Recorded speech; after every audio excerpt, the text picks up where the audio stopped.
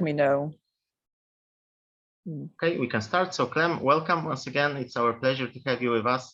Thanks for accepting our invitation, and we are looking forward to your lecture about designing quantum user experience. So the Zoom is yours. Thank you. Thank you for having me. So I'm Clem. I'm a designer and I'm a co-founder at Quantum Flytrap, where we make user interfaces for quantum technologies. You can go to our website, quantumflytrap.com. We have an interactive tech demo, a virtual lab that you can play with. I will talk about it a bit more about it later. So I want to start with talking a bit about the design process in general, very fast in a hackathon edition, because obviously, the design process for a hackathon is different than it would be for a regular project. And then I'll show you some examples of the specific things, mostly how what we chose to do at Quantum Flytrap. Okay. So with the process, I guess it's probably like, it won't be, it's nothing new, it's quite obvious. So you would probably start with brainstorming, right? Choosing an idea, then concentrating a bit on the users, thinking about the scenarios, and then of course, prototype, build, test, and get to the presentation. And of course, like, it's great to build something that is actually working, because a great idea is good, but it's if you don't have something that people can actually work with, then that's a pity for a hackathon. So just keep in mind when you plan your time. I won't talk about all the points, and I think most of them are probably quite obvious, but I want to talk a bit about some of them, and especially about brainstorming. And especially that, as I heard, that you are not from the design field, so that's might be not so familiar for you. So brainstorming is a very important process in the beginning, right? Because like you want to be creative, you want to get to good ideas, or even if you have some, like initial ideas, you want to like really find, like the thing you're working on here, and there are certain rules to make this process better and easier. Here I put an image by IDEO. IDEO is probably like one of the most important design agencies in the world, but they're also obviously quite standard for the industry. And the first rule, which is like probably the most important brainstorming rule. I'm sorry if there are like weird noises. I have a cat who's running like crazy and meowing here, so I'm sorry if there's suddenly some noise. So the first rule is about not being judgmental, and so like when you're brainstorming, there's a lot of ideas. Some of them are really bad ideas, or ideas, something that has been done already. So, but it's really important not to judge others. It's a bad idea, then just pass it and, think about a better idea, or, like it just like try not to say, no, that's not good, or like, just like no judgment. Why? Because, to be creative, you want everyone to be really creative, and to be creative, it's very hard to do it when we feel judged by others. So this is like the most important rule number one of brainstorming. And then, of course, you want to go wild. You want to think about, the craziest ideas, like really try to, like open everyone's minds and think about like all different things. Why? Because one of the reasons is that it's really good to build on the ideas of others. It's a cooperative process. So, like maybe someone has this really wild idea or even a bad idea, but then you can build upon it and find an idea that's actually going to work. But keeping in mind that you need to like stay focused on the topic. So here, like, wild ideas, but about quantum games. One conversation at a time. That's obviously more about having some structure,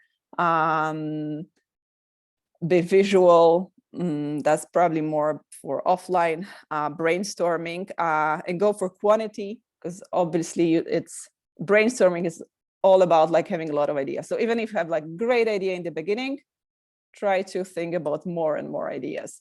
I would say that set up a certain amount of time for brainstorming, like a few hours, for example. Don't make it longer. If you don't have an amazing idea at the end of the process, then just choose the best one.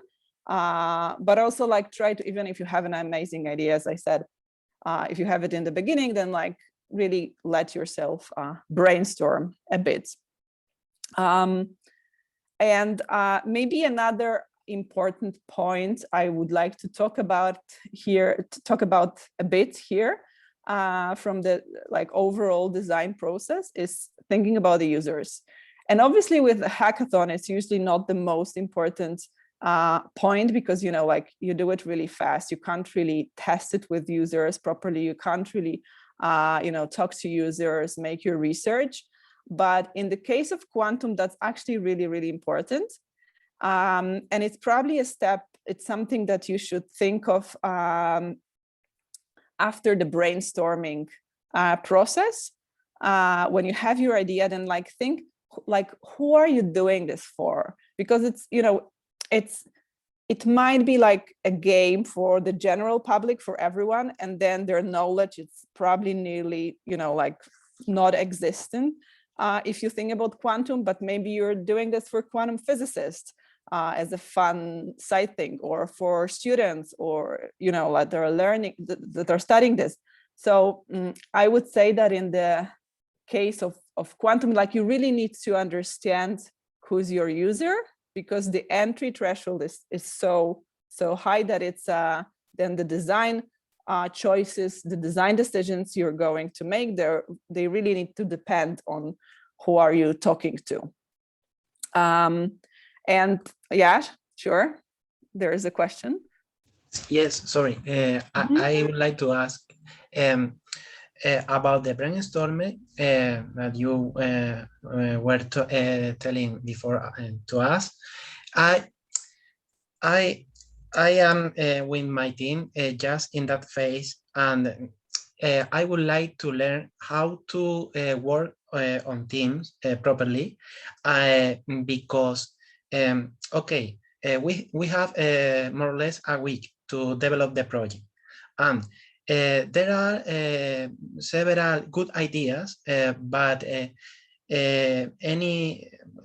all of them have their own advantages and inconveniences.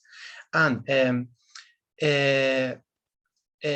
for example, in the first place, I could have an opinion that an idea could be interesting but not adequate for develop the hackathon project.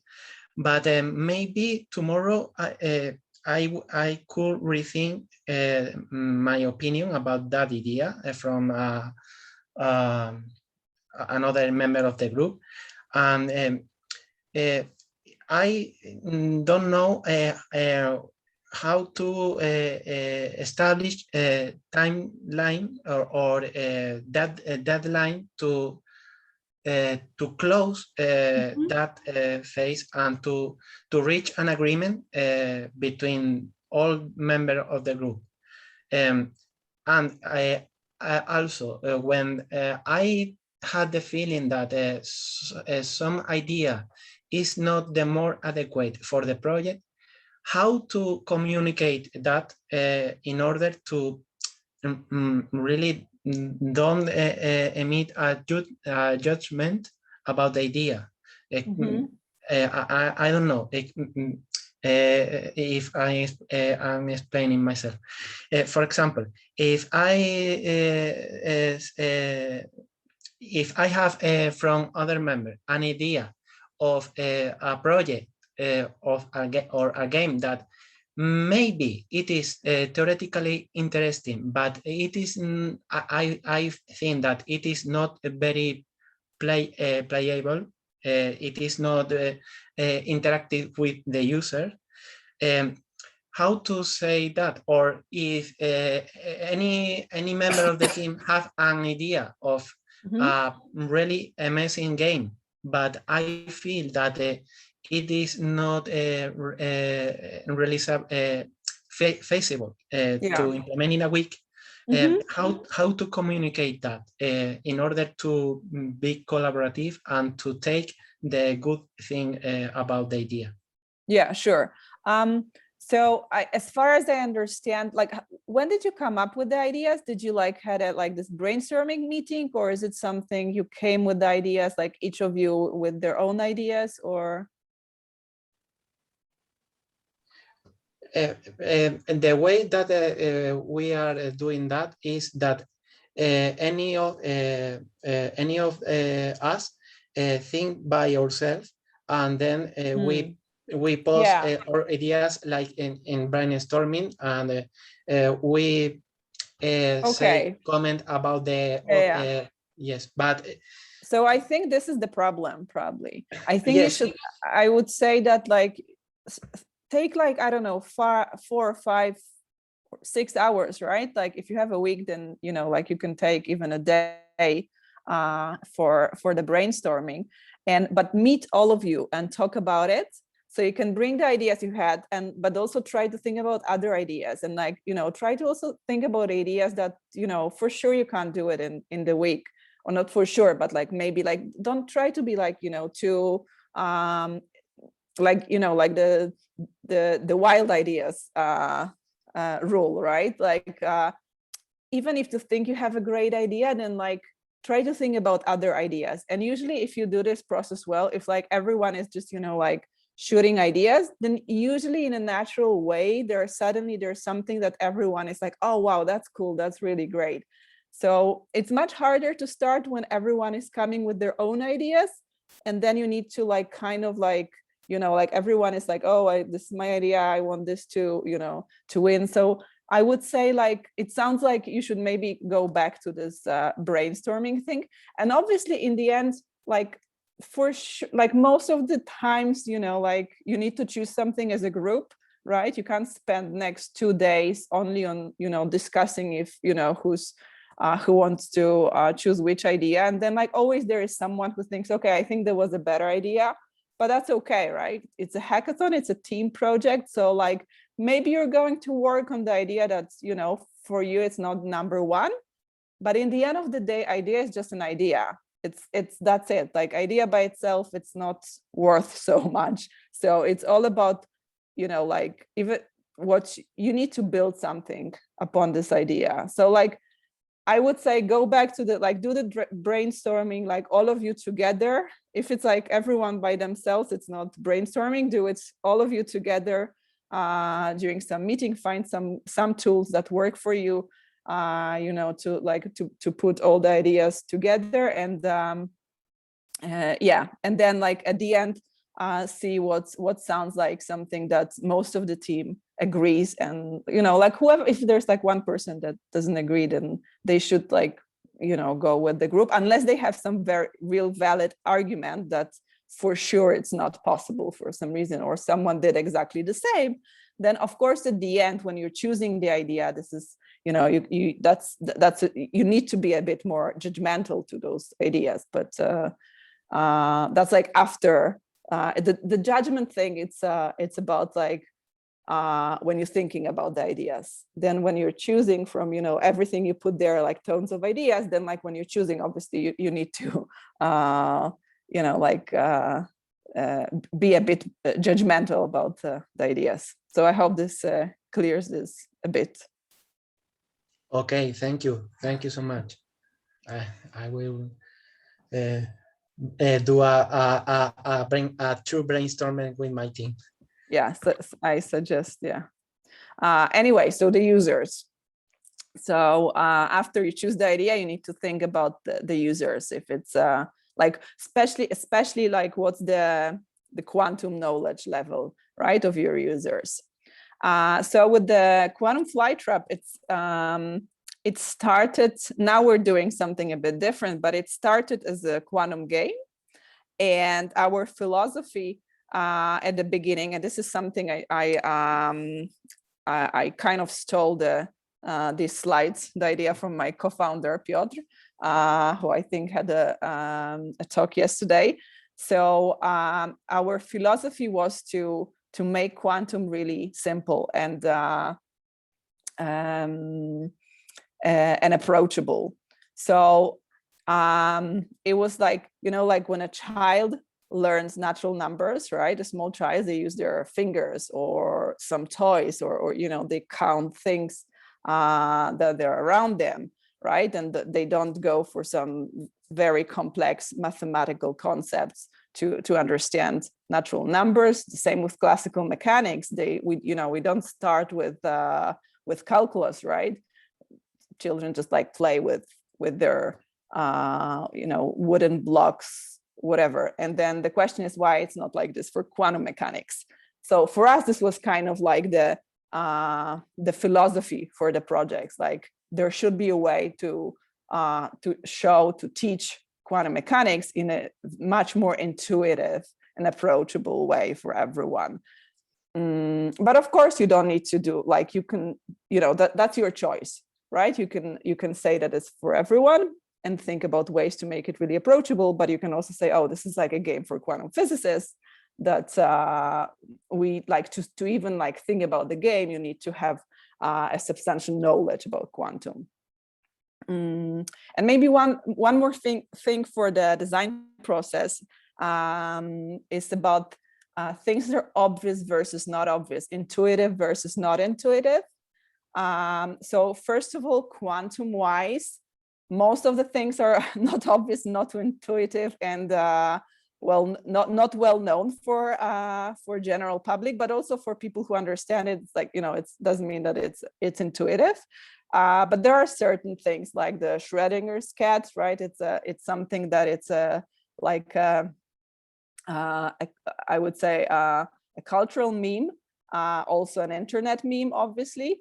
So I think it's important for you to, like, for example, if in your game you're using things like Schrodinger's cat, that's okay, right? It's okay to use it, but then like I want you to think about it in a to be aware of the choice.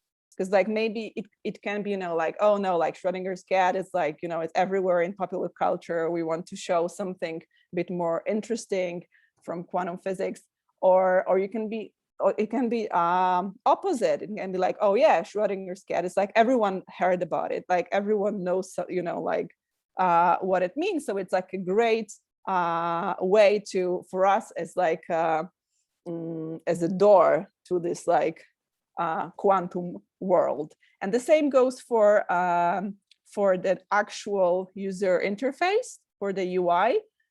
So with quantum games, you will have the regular UI, like, the buttons, you want to close the window, right? Or like, everything that is not quantum related. And then you will have some things that are quantum related that you want to show, whatever quantum phenomena you'll choose to show. And so the quantum things, they won't be obvious. There are no standards to show it, right? So my gut feeling would be to go with the obvious, with the well-known, with the standards for the regular user interface, right? So if you want to close the window, then probably just use this X button, because this is like everyone knows what it is. And then your whole focus to do something innovative maybe should be on the quantum side. Again, like, you don't need to agree with me, but it's something that should be you should be aware of, right? Like, you don't want to make a quantum game that people can't even get to quantum because the regular interface is so complicated and it's so hard to understand how to open it, or like how to move there. So unless this is your goal, but probably your goal is going to be to show the quantum things in an interesting way. So again, like, up to you, but something to remember.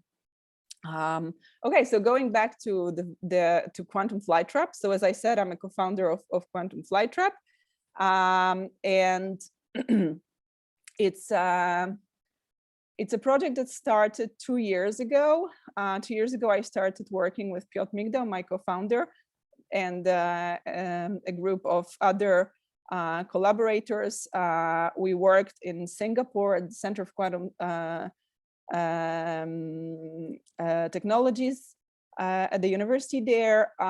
We worked there for a few months, and we were actually developing a quantum game, a game about quantum physics, specifically about optics, but with an engine, like numerics engine underneath. So like we wanted all the math there to be real, for this to be a simulation and not just a game about it, but an actual simulation. And after those few months, me and Piotr, we decided that there is a bigger potential in this. So we decided to keep working together, and that's how Quantum Flytrap was born. And now we focus more on interfaces for quantum computing. But we have this, if you go to our website and like press button there, you can get to this virtual lab that you can play with. This is mostly used now. It still looks like a game a bit, but it's mostly used as an educational tool at places like Oxford or Stanford, but anyone can use it because it's free to use online. And we have the numerics engine that we can simulate most of the implementations of quantum computing right now. And we have upon it this graphical user interface that what you can see right now on my screen. That is this is like a virtual optical lab. Yeah, well, this is actually a picture from an actual optical table. So this, our virtual version was obviously inspired by this, and yeah, so this is what we're actually simulating. Yeah. And another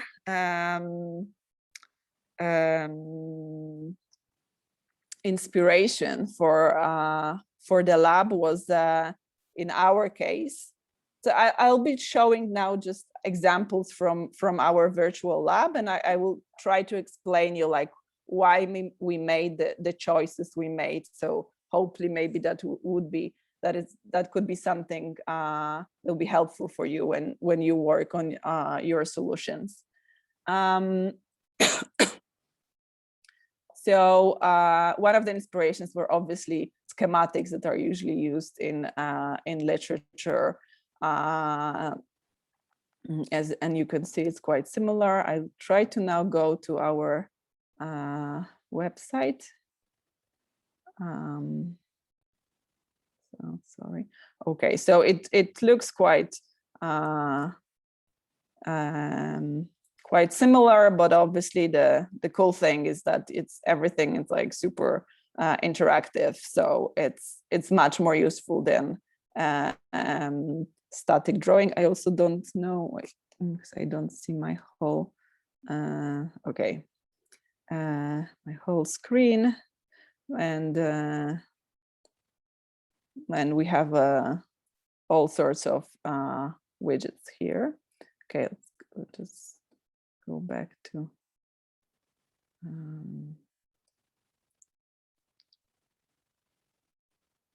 sorry. Okay, let's go back to the presentation.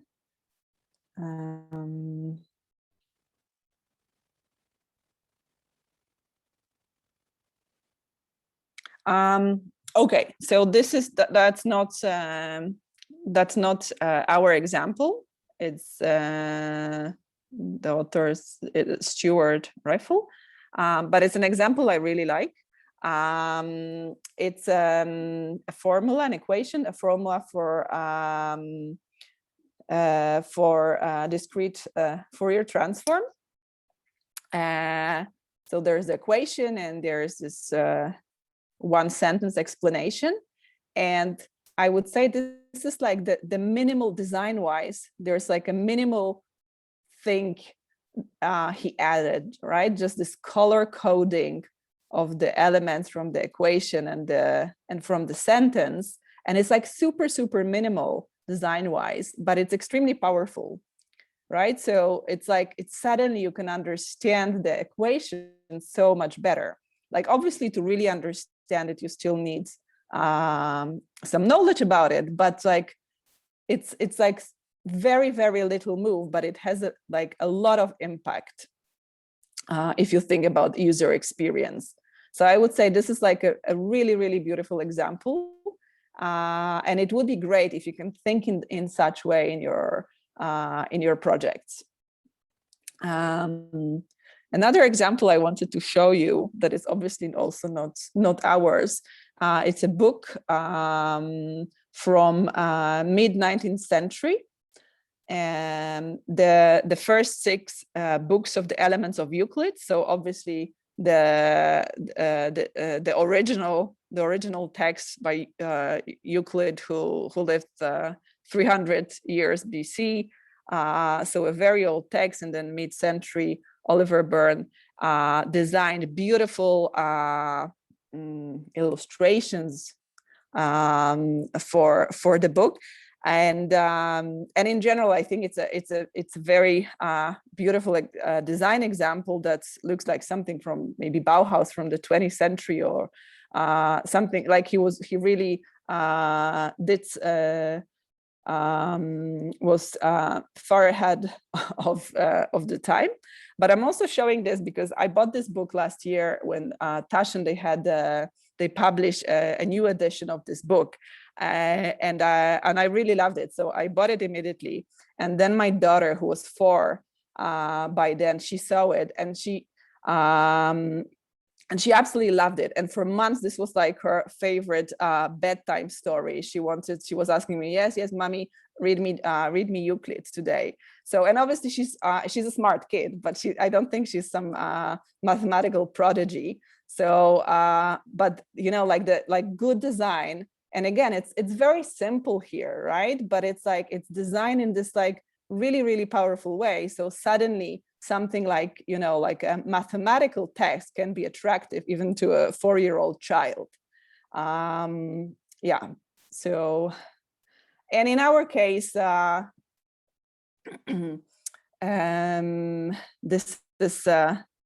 we also went for this like very visual way of showing things. Again, like in this graphical user interface that was, started as a game. So that's mostly the reason. And here you can see, this is from Wikipedia, an algorithm. Obviously, Wikipedia is also quite approachable comparing to other things, but we decided that, we can do it in much more visual way that a kid could play with.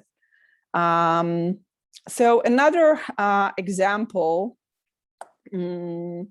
complex numbers, obviously not only in quantum, and this is something that we're using in Bracket View. It's a library, an open source library, and that we made, but also, for example, in IBM Quantum Composer and in other places where you can see it. It's showing complex numbers with colors. So again, this is like a very simple and very powerful thing, I think, design-wise. How you can, it's not good for every case. Obviously, sometimes you need this number to be not a color, but an actual number to understand what's there. But in many cases, the numbers are much, the colors would be much more useful. Okay, so now quantum superposition. So I don't know if you know this, if you know from which movie these images are from. You're probably too young.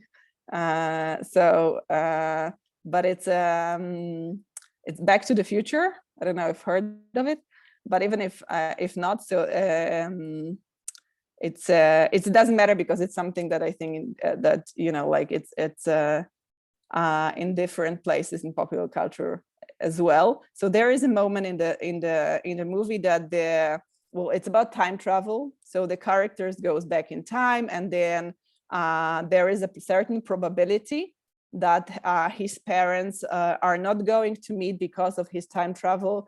And you know, if they don't meet, obviously their kids are never born. So also the character, and how they show it, they make the character, with the probability of them meeting going down, they make the characters get more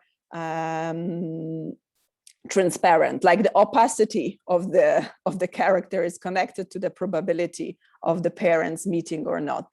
And why I'm talking about it, it's because when while designing for the virtual lab, it was still at the quantum game stage. So one of the things that, you know, like we're showing in our lab is so you have here is laser or one photon mode. So there are elements like, for example, those beam splitters that you would have that you create this superposition, that the particle is in a superposition. So it's obviously with the laser beam that's quite obvious, but we were thinking about a particle, about the photon. So maybe, you know, like in a more physical way would be just to, you know, like to flatten the amplitude, right? But for us, what was more important was how to show it to the user, that in a very intuitive way, people would they wouldn't think that, you know, that there are just like two particles, right? We wanted to show that it's like one particle. We also didn't want it to look like we cut the particle in half, because, like, you know, like we wanted it to so we wanted to be the, you know, the most intuitive we can get. And we decided to use this thing that it's used in popular culture, like in Back to the Future. So the photon gets this opacity, like and that with the probability of being there. And so another thing that maybe some of you would want to show, like use in your games, is entanglement. I actually think that I was looking for some examples, and I don't think there's like a really great way of showing entanglement that I actually really like. Like in popular culture, or like, you know, like even in illustrations to the text about it. So here are some sketches when we were thinking about the topic, you know, how to show it, especially that in our case, you know, like it's also about the like the particles could be like physically, you know, like on the different places on the board. So we were like, you know, like thinking how to show it properly, and everything in our case is super colorful. So like using the color was also maybe not like the best idea, because if everything is very colorful, then, like, you know, this wouldn't be distinguishable. So what we went with, and it's actually it doesn't work really well yet. It's something that we're still working on, but we decided to go for some kind of pulses. So the entangled particle 2 or 3, they would like pulse together. So, and again, I think, like, you know, if you think about popular culture, that could be something that again, like the implementation in our case is not there yet, maybe, but so it, you know, this is like the, I don't know, those entangled, you know, entangled particles pulsing together. I think this could get to some point where it really is like intuitive. And but we also, obviously, you know, for this to be obvious, we have some other ways to show entanglement. And then this is what you can see on those on this widget here. I think because it's quite hard for me to switch between the presentation and then like the interactive version. So I'll show it in the end maybe.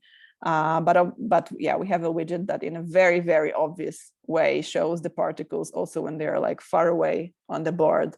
Then you can see the entanglement, what's entangled with it, with what, and also the how entangled they are. Okay, so next thing that maybe might pop up somewhere in with your ideas is the multiverse, the many worlds interpretation. And this is this probably like you know what I was talking earlier about the obvious versus not obvious thing. So this is something, you know, the idea of some alternate universes. I think this is like such a strong idea in popular cultures. I mean, the amount of books, of movies, you know, that talk about this this other realities, right? It's a very, very strong idea, and I don't know. I guess it could be still very interesting for a game. But again, if you choose to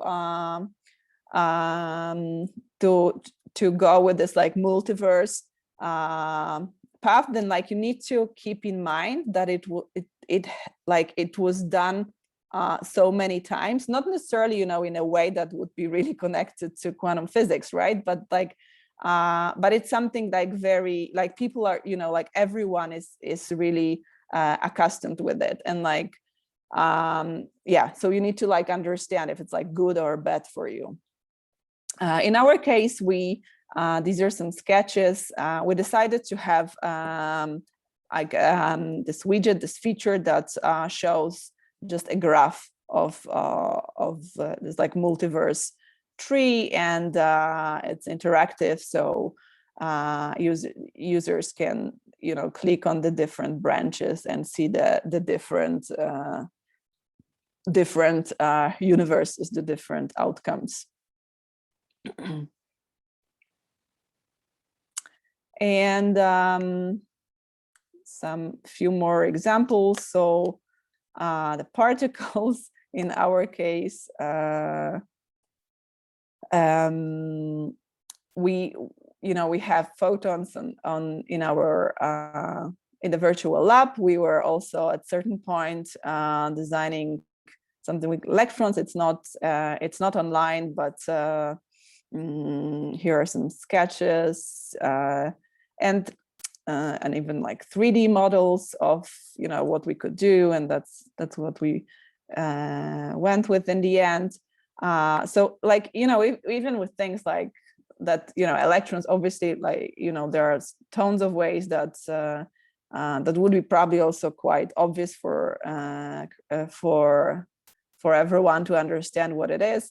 But it's like I would say there's no one standard, right? I mean, like you can still, because like, I don't know, I think that's what's fun about the quantum things, that there are no standards. Even if there is, you know, a usual way to show electrons, it's then someone would find much better way, much more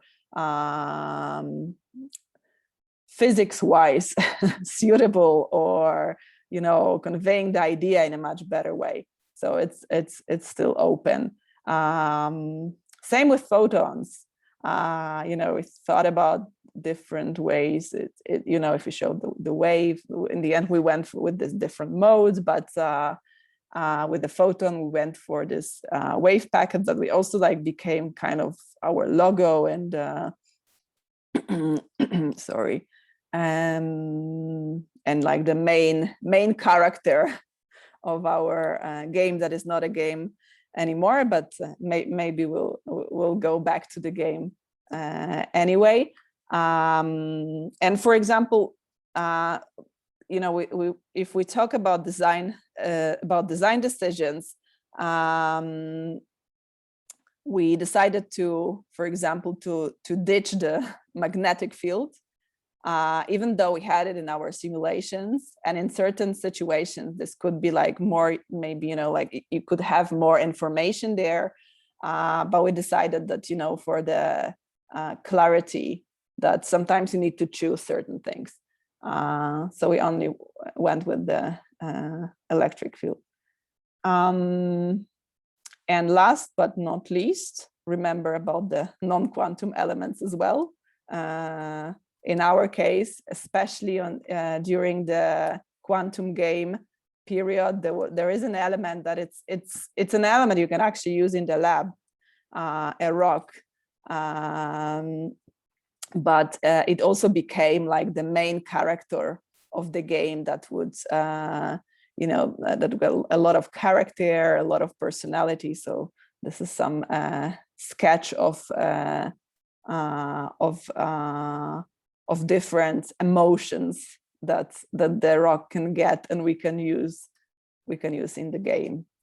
Yeah, so that's the presentation. Maybe I will just show you very fast the lab. I don't know if you had a chance to see it and play with it. Yeah, so for example, this is with the entanglement. So everything is interactive. So this is the tree, the multiverse tree. So you can see, like, when I'm changing the elements, everything is is changing. Yeah, so I don't know if there are any questions or yeah. Yes, a question from me again. Sorry, I was thinking about how do you get all these fancy icons and images for representing each particle, the photons, the electrons, the plane splitter, how to get a functional icon, if you can give us any tool to help us in the implementation for the images and icons that we could employ in our games. So, you know, in our case, it's all designed by us. I'm a designer, so these are not, you know, icons that that we got from somewhere. But so I don't know if I understand correctly. You're asking me where you can get some icons or images that you could use in your game? No, or which tool do you to make them? In order to make them, to implement the icons, and I see that the icons have a functionality, have it is a dynamic icons. Yeah. So so like it would change. It needs to have an implementation to have. Okay, one thing is to draw it in a piece of paper, but in order to have the icon well. But it's not a JPEG, right? Like when I'm changing, for example. Of course. Right. So these are SVGs. They're all designed in design programs. I'm using personally Adobe programs, so here it would be mostly Illustrator, but that's probably too much for you if you don't have experience in it. To be honest, I'm sure there are tools online to do it. I would look for some free tools maybe. But these are SVGs. So then, like, the different properties. So SVG is basically, you know what SVG is. It's like a format that it's like coded inside. So there, from the beginning, this is like a vector graphic. So then, like, the difference, if there is opacity on certain element, then this opacity is connected the slider, right? So when I'm sliding, it's changing, but yeah, as SVGs. And then like the code from the SVGs, like I think in our case, they're already like implemented inside like some bigger pieces of code. But if you could post, I will search it by myself in Google, but if you have the possibility later on to post any free tool to implement as VGs on internet, if there are any available for free, it will be very appreciated. Yeah, I can check this, but as I'm saying, I'm using actually the the Adobe programs. I think you can have like a license for 1 month of free use. Okay. I'm not sure if they'll be like very easy for you to start with. So but yeah, what I'm using is Adobe Illustrator, or there is Adobe XD, which is more for like user interfaces. And yeah, they're free for 1 month, but for sure for like hackathon use. I think Sigma maybe is free. A program called Sigma. I don't know. Yeah, so I think it's free to use. And it's specifically for user interfaces. Sigma software user inter.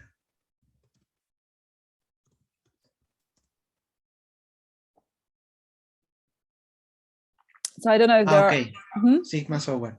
Yeah. User interface expert have solid background. Yes, I think that I am in. I would say like it's probably too late for now, but like for the future, if you're doing such projects, it's always good to look for designers, because then if you have someone on your team that that's what they're doing, then it's just much easier. But if you don't, then you can also look for ready-made elements. There are places that with open source images or vector graphics or icons that's if it's open source, and then you can use it and might be a bit easier. Or if you or you can also choose to do a game that's on purpose. If you know that you don't have those tools to do really beautiful graphics, then that's like a design choice, right? Like we know we're not going to do it because we don't have designer on board, and we won't be able to make those like very fancy 3D beautiful graphics. Then you can go for a very, very simple visual language, a bit like the example with the Fourier transform equation, right? Like the design intervention there was only to choose the color, but it was very powerful. So yeah, so I would go into this direction. If you don't know how to do it, and probably in those few days it might be hard for you to learn new tools. So maybe think about the tools you're already using, and and use them. Okay, thank you so much. I don't know if there are any more questions. I think we have 3 minutes left to the next talk.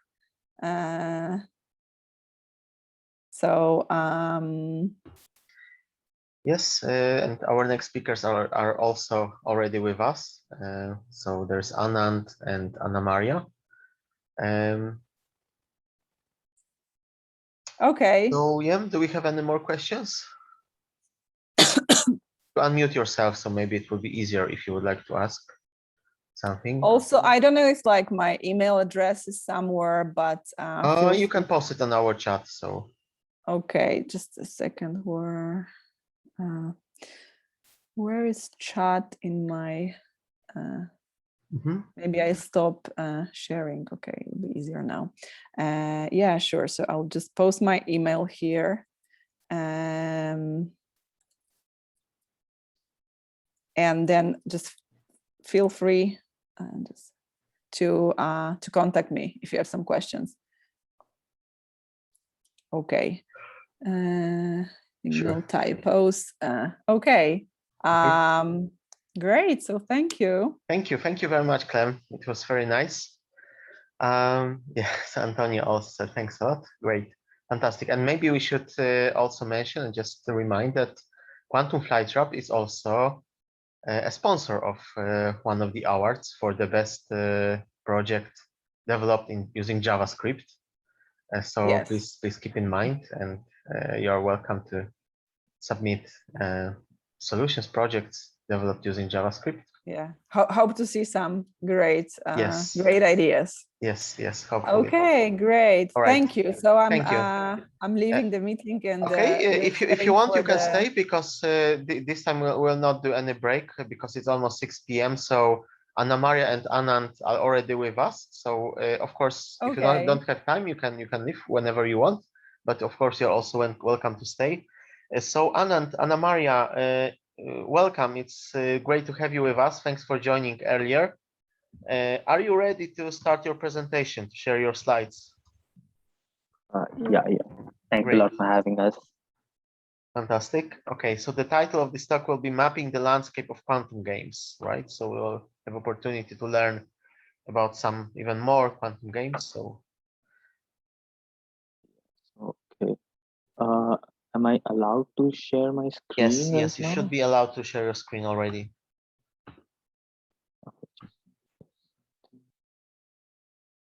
Yeah. Okay.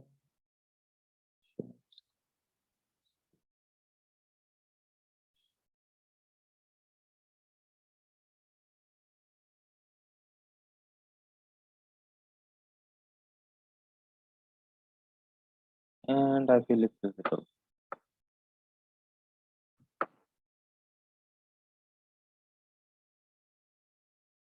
Hello?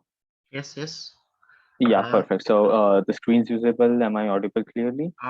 We can hear you, but I cannot see your screen clearly. So I can see that you. Yes. Yeah. Okay. Now it's better. Perfect. Yeah. Okay. All right. So I guess it's 6, and I feel we can start.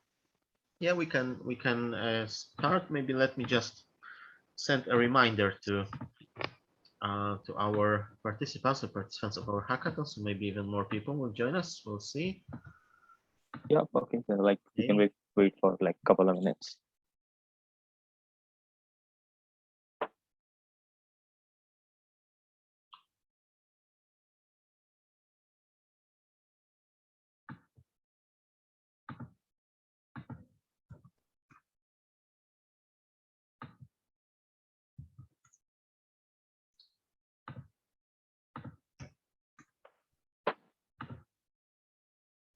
Okay, so the last lecture.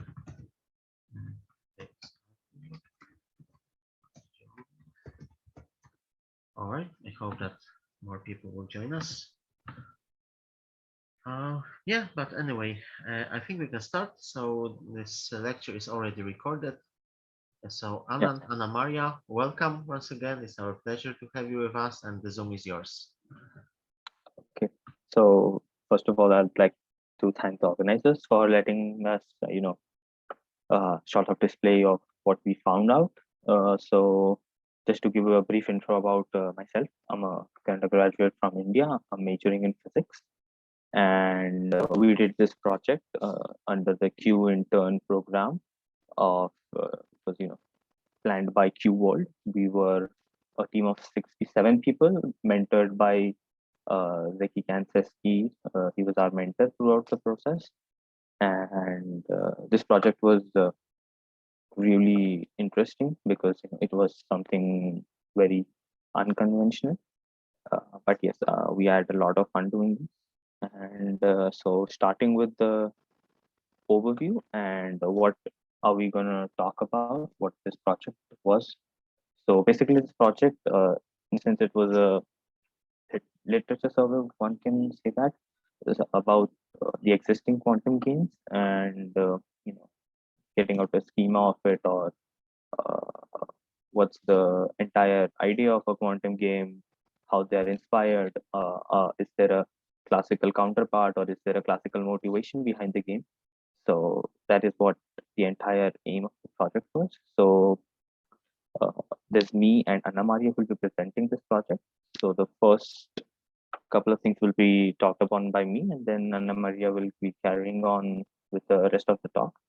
So first we would like to talk about, how did we gather the game, how did we classify them, followed by visualizing, then the journal and academia club, the future have aspects, and the events and quantum game jams, which are going on, and future ones too. So let's talk about data gathering. So data gathering over here refers to, how are we going to collect quantum games? Now, quantum games, initially, we found out the very famous ones like, quantum tic-tac-toe, then quantum odyssey, or the cliche ones, which everyone knows about, Q-Pong. So after a point, like probably a week or so into the project, the random Googling stuff was not working out. We could not find any more games by just Googling things. So these two resources helped us a lot. When I say a lot, I mean a lot. One was the Quantum Game Jam repository, which is maintained by Wang Jin. And this repository was quite extensive.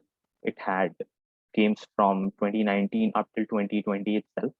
And there were quite a few games which were discontinued, but yeah, end of the day, they were quantum games. So it was a good place. And then there was documentation drafted by Laura Pipsanen, and this was not exactly just the quantum games. This documentation also had quite a lot of quantum game ideas, and the ideas which were drafted in some of the jams but could not be developed upon.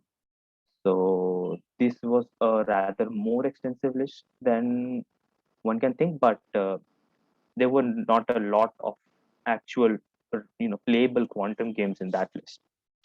So these were the two resources that we used extensively.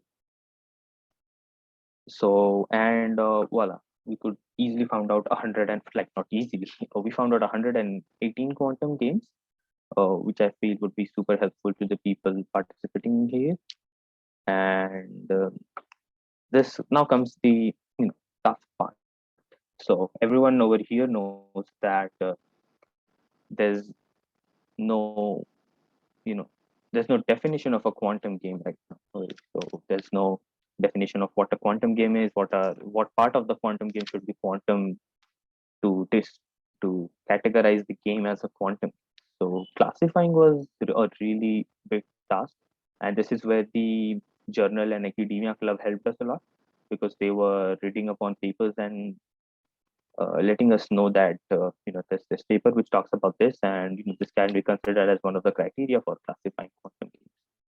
So classification did take quite a lot of time, but we could finally fixate at few key parameters which we think that could have been a factor for classifying the quantum game. So these were the few quantum classification criteria which we considered. Now let's talk about them in detail. What platform the quantum game can be played upon? Like, the larger is the diverse is the platform available for the quantum game: Mac OS, Linux, Windows. The more it's accessible to the audience, so a more number of people will play it, and so on. Does it require, like, do I have to save or download the game locally? So that was also an important part, because not all the games we found were browser playable. There were a few which were which had to be just I'm sorry. which had to be downloaded and played on your local system. Or what's the genre of the game? What kind of game is it basically? Is it a like what's is it an arcade game? Is it a a game from a classical part, or it's just a quantum version of some classical game, a simulation game? Also, the next part which we considered was the classical counterpart. Is there a classical counterpart for the game? Now, why did we consider this special classification aspect? Was to just get a common idea of what's basically happening when someone or a person is thinking about developing a quantum game. So is it basically drawn from a classical game, or is there some classical intuition behind building that game, or it's just pure creativity? Like is it it's just someone thought about a game and it's pure quantum in itself. So that was an important criteria. Now, while searching for the games, we found out about hackathons, quantum game jams as they're called in the community. Now, these quantum game jams are rather very intuitive and an amazing way to develop more and more quantum games, like one which we're presenting here. So what happens in these quantum game jams is generally there's a domain or a classical phenomena or some quantum mechanical phenomena given to the participants, and further they have to develop a game on it, depending on the time period and how long the quantum hackathon is gonna run. Games built can be quite extensive. We did find quite a lot of games which were a result of a hackathon. So these hackathons proved to be very prominently used as a area or to develop a quantum game.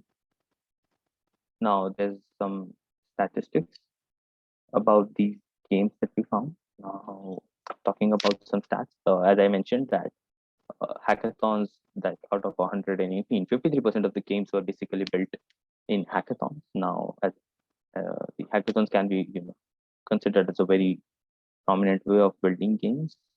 And how many of the games are free? Yeah, well, basically all of them were free except like one of them. And what's the genre of the game? Now most of the games are revolving around being arcade, puzzle, or a simulation game. So these are the few categories that we could found. Now educational games are also pretty awesome. They in a very intuitive way try to bring the counterintuitiveness of quantum mechanics, and they try to explain it in quite a good way. And as I mentioned that uh, we ourselves were quite surprised with this result, that there was no classical counterpart for most of the games. So there's quite a huge amount of innovation going on when it comes to quantum games. Like these are just games which explain some quantum mechanical phenomena with no classical counterpart, which is pretty amazing. Now, since now we have the data, we gathered everything. Now, where do we put it? So, where are we gonna display all of our data? How's this part gonna work? So, what we did was basically we built up. We used a very basic HTML, Java, and CSS template, and that is where we put up our game. And this is where the games are displayed, all of them. So basically, this website is still being developed. I feel my co-presenter can post the link in the chat, and there's the chat, and I could just show you guys how this website's gonna look. So here's the website. Currently, it's hosted on GitHub. So this is how the website looks. Now the thing is, I was out with COVID for a few weeks, so I could not complete this website. I am one of the team members are working on the front end and back end. So this website is not yet complete. This is how the website is gonna look. It has all of the games loaded in there, the link to the game, details about the game, and all of the games are going to be like this, clearly visible to you guys. So if anyone wants to refer this, so what one can do is basically go down over there and hit the classify button, and you can find the CSV file linked to the page. And once you click, and you have all of the games over here, so one can just refer any of these games. These links directly lead to the game itself. You can download it, run it locally, and see how things are working out in that quantum game. And back to where were we? And that is how we basically showed or displayed all of the quantum games that we could found. And what's next is basically we plan to publish a comprehensive report on what we found out, what we did. We also did a couple of surveys upon quantum games, which would be talked upon by Anamaría in the further slides. And that is what we plan to do further. So what's next in this presentation is the Journal and Academia Club, the future aspects of the project, and a few exciting hackathon, game jams, and events. So I'll just stop my sharing right now, and I feel Anamaría can carry it. Okay.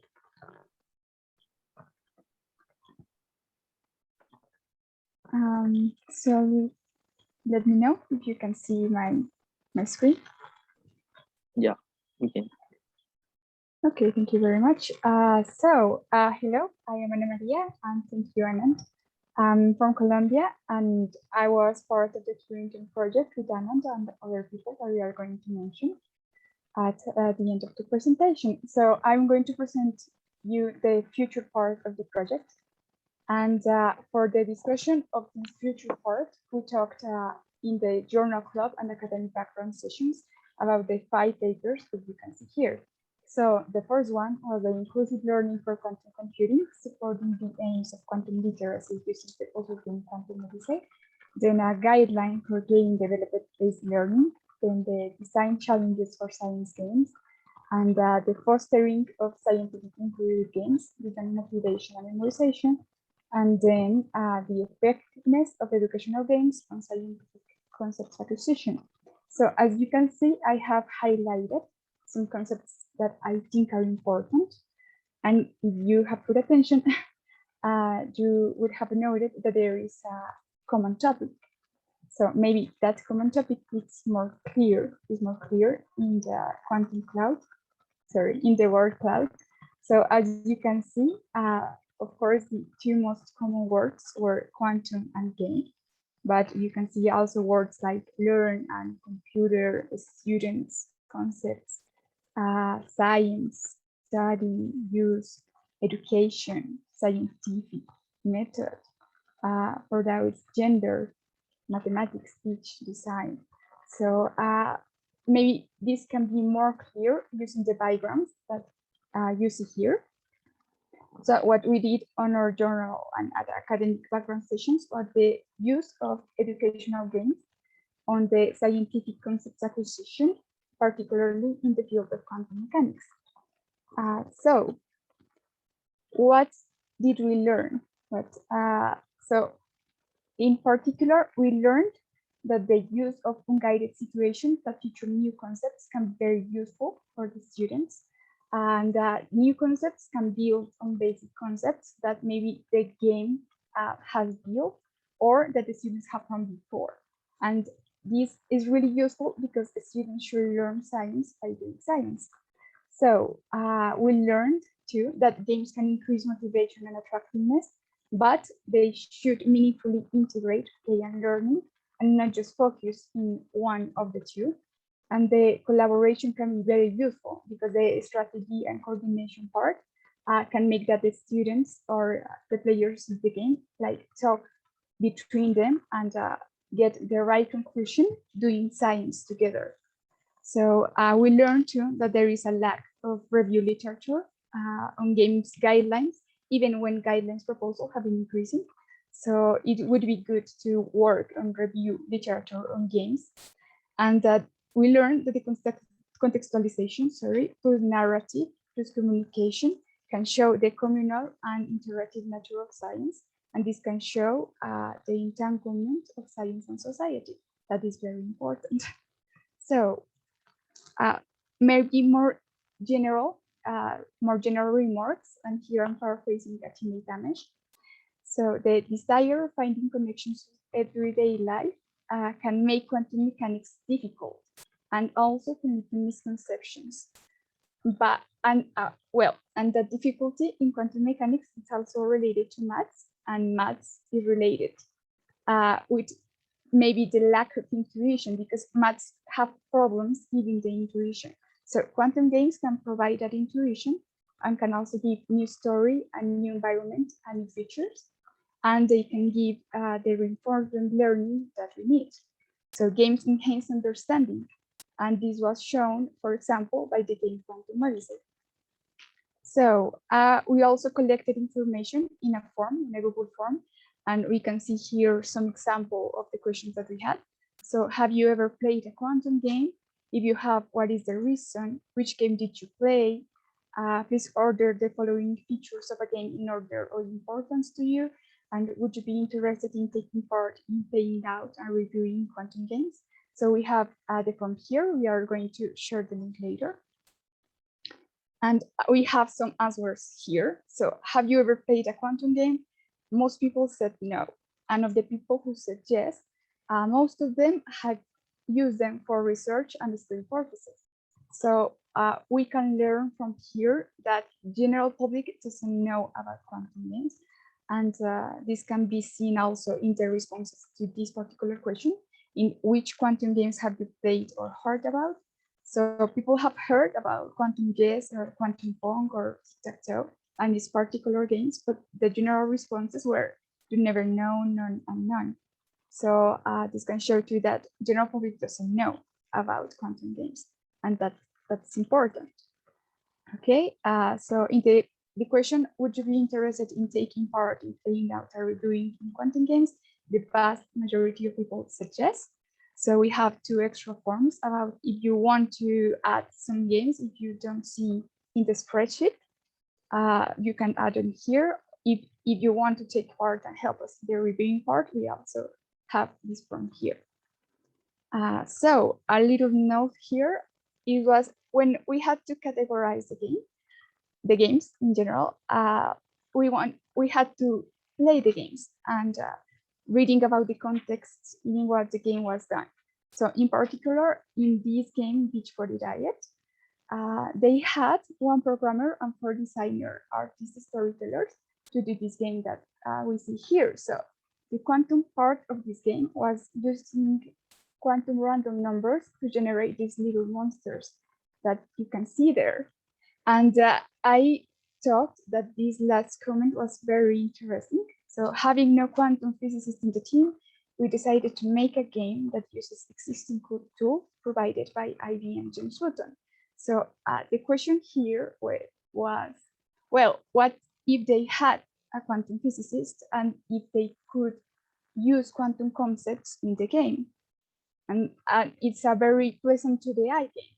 So I think my point here was to tell you that if you have the opportunity to work with other people from other disciplines, be it sciences or art, please take the opportunity because very good work with quality and interesting and educational could be done.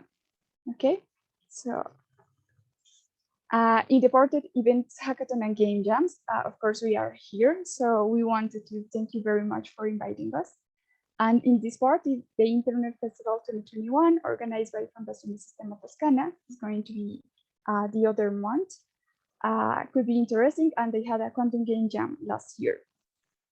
And in general, we checked the page itch.io, and we wanted to show you the game jams that were a month ago because there were a lot. So maybe this could be used to show you like there are a lot of people. There are a lot of people working in this right now, and there are a lot of opportunities. So if you want to see maybe more game jams doing right now, you can go to the page and check it out. And in the part of the future aspects, of our project. As Anant already said, we want to write and report our findings and keep working on our website. And then a situated history of quantum games and interactive visualization. We would like to have a map in which you see maybe where quantum games are being done. And this would be based in a situated history of atomic models that is done, is a project done by Georgia Tech students. Then we want to have talks and podcasts with creators of quantum games and have some collaborations with candidates we have in mind. And before closing, I have two quotes that I think are very relevant to the topic. So by James Wooten, what can quantum computers do for games is an important question for the game industry, but also what can games do for quantum computers? Okay. And by Simone Weil, that the joy of learning is as indispensable in study as breathing is to running.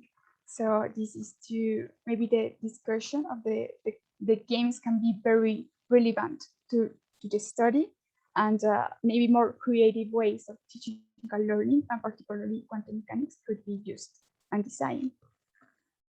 And this is the team in the Pre-Intern Project 18. So Uday, Amish, Anant, Anamaría, Hitanshu, Heidi, and Ezra, and our mentor Seki says here. And here are the countries in which we are. So it's Canada, Colombia, Turkey, and India. Okay. So we had our mentor Seki says here had another project, another twin project, and they work on the quantum education part, mapping the landscape of quantum education. So if you want to know more, we are going to send the link later. So the idea was to have a repository in which you can check sources and resources linked to quantum mechanics and quantum computation part. They have also a YouTube channel in which they have playlists related to these topics that could be very useful. And I think that's it. Do you have any questions? Do you have our contact information here if you want to talk with us? And that's all. Thank you. Thank you very much. All right, thank you. Thank you very much for this nice presentation. Do we have any questions from our participants? I don't see any questions on our chat.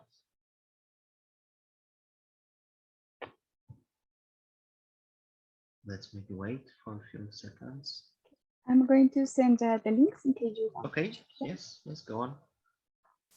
First one. Thanks.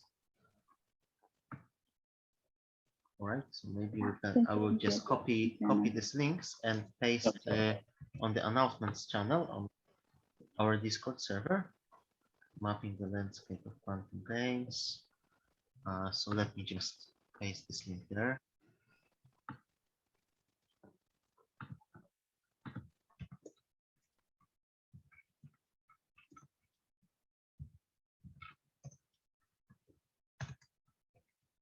And in the meanwhile, let's wait for potential questions. Art is still, I cannot see any questions here. So let's copy and paste the first links as well.